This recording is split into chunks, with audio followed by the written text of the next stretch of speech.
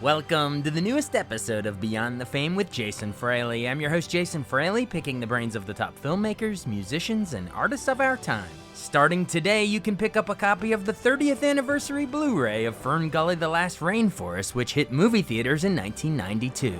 I spoke with director Bill Croyer about the lost art of hand-drawn animation and why FernGully remains one of the most underrated animated flicks. Hey, Bill. Hey, thanks so much for joining us on WTOP in DC. Happy to be here. Delighted to see you. We are talking because there's a special Blu-ray release of FernGully: The Last Rainforest. It came out in 1992, so as you can guess, it is the 30th anniversary, hard to believe, of this classic animated movie. Talk about, I guess I want to go into the movie and memories of making it and everything, but start with the Blu-ray release. Have you watched the Blu-ray? Does it look sharp, and is it doing it justice? Well, I did more than watch the Blu-ray. I did the master transfer of the Blu-ray from the original negative with our art director, Wendell Luby. I mean, it was actually a great experience. Wendell's been doing color timing for a lot of the big features in town, and he was our guy originally, him and Ralph Eggleston. So he flew out into LA, we met. And, the great thing about FernGully, as you probably know, was that it was one of the last non-digital films. Yeah. So the artwork, the paintings, and the cells were resolution independent because they were paintings. And then it was shot on film. So the emulsion is resolution independent. So when you take a high resolution 4K, ultra high dynamic range scan of that, it is absolutely amazing. It's like holding the artwork in your hand. And I have to tell you, it has never been better than this version. It knocked our socks off. We loved it. We saw stuff that you almost can't see in the theater because of the quality of the image. Oh, we encourage everyone to check it out. And like, such a great point, like you're saying, it was one of the final ones before digital started coming in. I know, Toy Story obviously in 95 was the first feature digital, but even backing up to 92 when FernGully came out, Aladdin, that started to have some digital in there. Lion King would have some digital. So yeah, it was off to the races at that point. So it's a good point. That's a good point. What was the vibe doing? I mean, you were running, I guess it was Croyer Films at the time. I know there was Don Bluth around the same time, but what was it like being, the non-Disney camp and being like, by the way, we put out really kick-ass animated movies too, because FernGully was one of my childhood favorites. And I feel like when people are ranking their best movies, they only talk about the Disney stuff. And this one, we really need to hold this up. What was it like being sort of in that, the extra camp? The weird thing was we were like the non-Disney Disney group because, right. You recall, I did Tron in 82 and first computer animation. And what happened? Disney kind of rejected that idea of doing computers. If you remember, John Lasseter he sat in my room and watched me do Tron, and then he did the Where the Wild Things Are test, and they fired him because they didn't want to do anything with computers. So I went off into the business and I came up with this idea of my own of combining computer animation with hand-drawn animation, which Disney didn't want to do. And I started my studio, but I attracted a lot of the people that were the Disney quality artists that wanted to do something new. So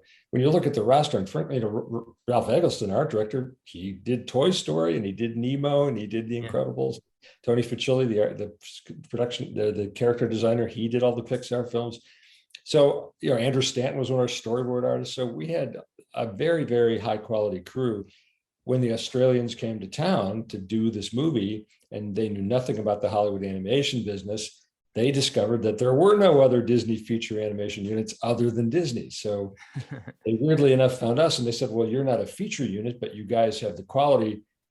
Do you think you can gear up? And we went, well, let's see. Can we go from 17 to 170? Yeah, we can do that. I love it. And just while we're still sort of on that train of thought, remind me, didn't you worked, what was it, as an animator on some Disney's like Fox and the Hound, which still breaks my heart if I even think about that movie. I cry immediately. But did you leave before Black Cauldron, or when did that work for you? I left because of Black Cauldron. You didn't want to work on that. Didn't want to do it. Steve Lisberger came to town with this idea to do a film called Animal Olympics. And Steve, I don't know if you've ever talked to him, but he is an amazingly charismatic guy. And Animal Olympics just looked like a load of fun. It was going to be Warner Brothers style comic animation. And he just lured me away and he made me animation director of that movie. And we had a blast. And once again, we had a crew. We had Brad Bird, we had Roger Allers, we had Dave Steffen. We had this amazing all-star crew making Animal Olympics. And then during the Animal Olympics, of course, we developed Tron, and that's how I ended up back at Disney. So Gotcha. Well, thanks for filling those gaps, because I know Black Cauldron has a bit of a negative legacy, almost like the Disney Renaissance with musicals and Little Mermaid. It's almost a reaction veering off after that, and then you're taking it off into FernGully. So let's bring it back to FernGully then. So we've talked a lot about how the animation was a revolutionary / some of the last of its kind, but talk about like the story, the themes of with the Hexus and the loggers and the environmental themes in the rainforest. I mean, it's called The Last Rainforest, but talk about how those themes are eerily prescient too. They were, and they're kind of universally applicable, and never more so than right now, ironically. FernGully was a real simple idea. It was about the web of life. It was that simple principle that even if you don't realize it, you're connected to everything and everybody. What you do affects everybody in the world. So we personalized that with this young kid named Zach, who he's just a college kid doing a summer job, has no deep thoughts about anything, and then he ends up getting involved with nature, personified by Krista the fairy, who is nature. And in doing so, much like a character in Avatar, he discovers that the natural world is one that should be protected and saved, and because we're all connected. And that was the core of it. And it's such a perfect metaphor for the reality of how what we're facing now. The fact we're seeing things go awry in the environment, and we have to realize that man, oh man, we have to be responsive to that, because we're going to all feel it. Oh yeah, and I love you sort of stealing my questions, but I love that you dropped the Avatar reference, because we all, the biggest blockbuster ever, not adjusted for inflation. I always mention that, but in today's dollars, it's so huge. But the whole time I'm watching, I was like, this is FernGully in space. So you guys were ahead of your time. Does that make you feel proud that that same story is echoing on, and you know what I mean? You did it first. It was pretty funny, when they started doing the mashups online of the FernGully Avatar trailers. It was pretty funny how close those things, how many things about the two were kind of matching. But I would never. James Cameron is a brilliant guy, and I would never accuse him of like totally ripping us off. But I do think that I have been told that his kids were watching it, so you never know. You never know. Yeah, no, I don't want to veer down too far. He's a visionary on his own, but I'm sure it was seeping into his conscience, along with Pocahontas and a bunch of other stuff. Dance with Wolves. We want it to seep in everybody's consciousness. That's the idea. Well, it did. I'm telling you. I don't want to underdate myself, but I guess I was probably in about second grade when FernGully came out, so I was the perfect audience for this thing. And so let's go remind everyone some of the cast on this thing, because you mentioned Zach. That was Jonathan Ward. Krista was Samantha Mathis, but I guess Tim Curry as Hexus, but a lot of people, and Christian Slater, of course. A lot of people forget that Robin Williams was he did the genie the same year in Aladdin, but a lot of people forget he was Batty Coda, is that how you say it?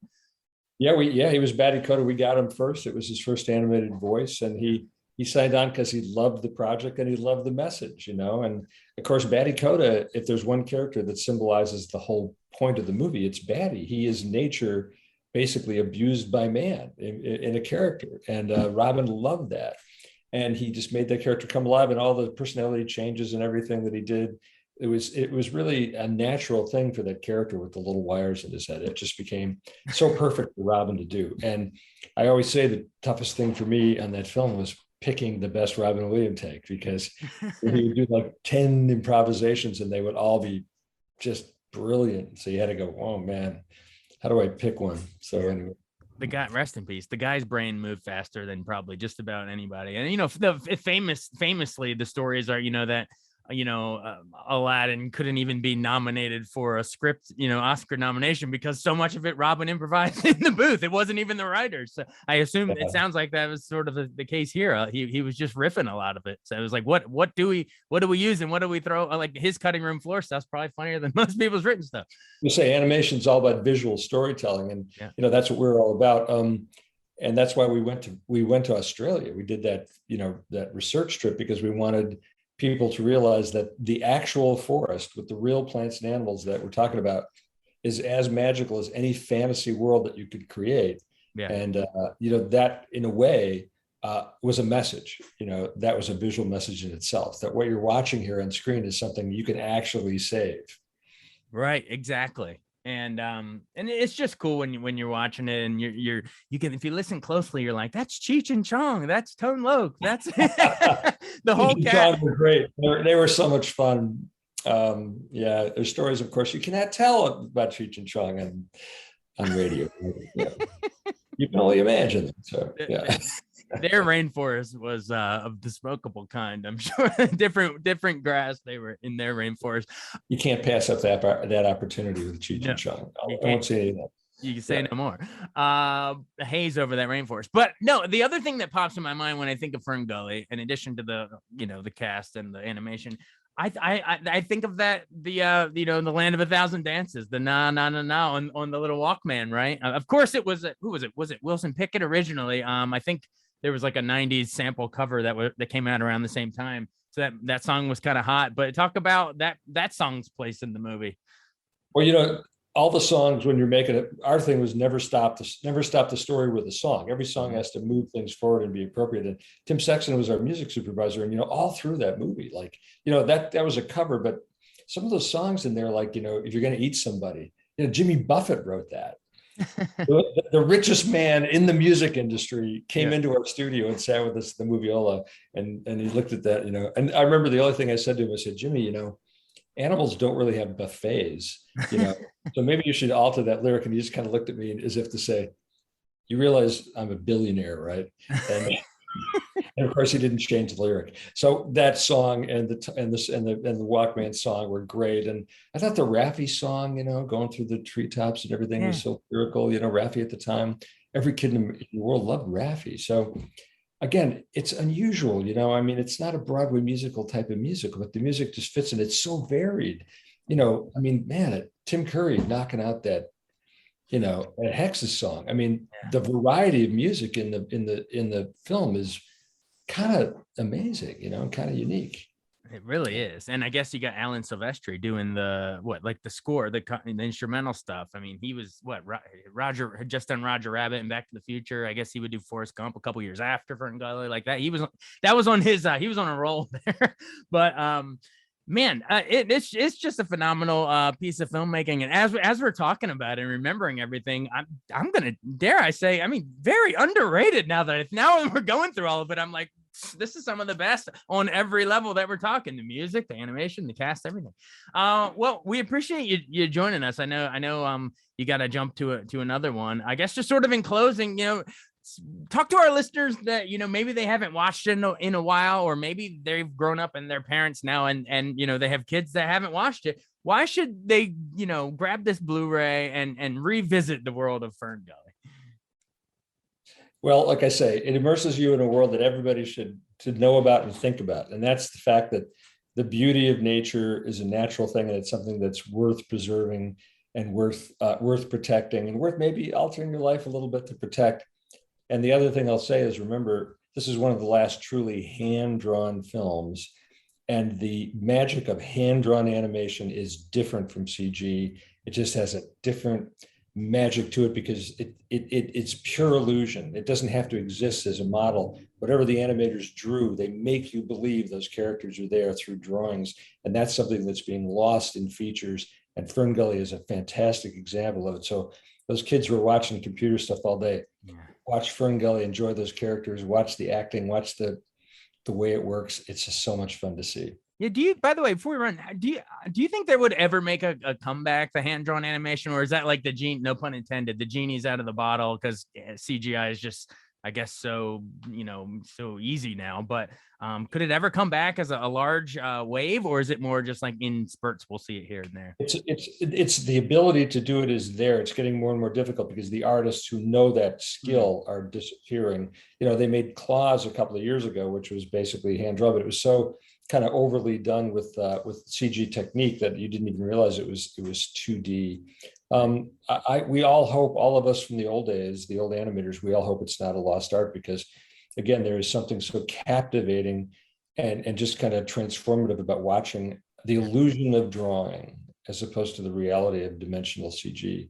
There's something wonderful to watch, and we really hope that it will come back. But until it does, we have FernGully. Yeah, I'm with you. I miss it, and I'm sure it took a lot. It takes longer to do. I mean, how long did it take to actually do this? By the way, before we Well, that was a miracle, and you wouldn't know it, but we did the whole film in 2 years, which is a miracle. But I'll give you one thing: is we created 16 tons of artwork, 32,000 pounds of drawings and backgrounds and paintings. 4 tons of that was cell vinyl paint. I know it's a little hard to comprehend, but wow, that's a lot of trees. Hundreds of thousands of drawings and tons of paint. And that was the world of hand drawing and hand painting. And again, that's something that I feel it feels different when you watch it on the movie screen. People loved handling that artwork, and I think the love comes across. I think it does. It's not pixels. It had more of a soul. I don't know how to describe it. It sounds so esoteric, but the characters had a little bit of a soul because each of their movements were hand drawn by a human touch. So I don't know. I guess you could say that there's a human touch, a hand moving the cursor on the digital, but it's not the same. But as you say, we will always have FernGully. So hey, thanks for doing this. It's the 30th anniversary Blu-ray of FernGully, The Last Rainforest. Everyone pick it up now. Director Bill Croyer. Hey, thanks for doing this. This was a great blast from the past. Talking to you, and don't forget those extras. There's a lot of really fantastic extras on that new Blu-ray besides just the movie itself, so don't miss those. Awesome, sounds good. Hey, thanks for doing this. Okay, great to see you. Thank you. Bye. Okay, bye-bye. Thanks so much for listening to Beyond the Fame with Jason Fraley. Our theme music is Scott Buckley's Clarion. Remember to give us a 5-star rating if you like what you hear. We'll see you next time.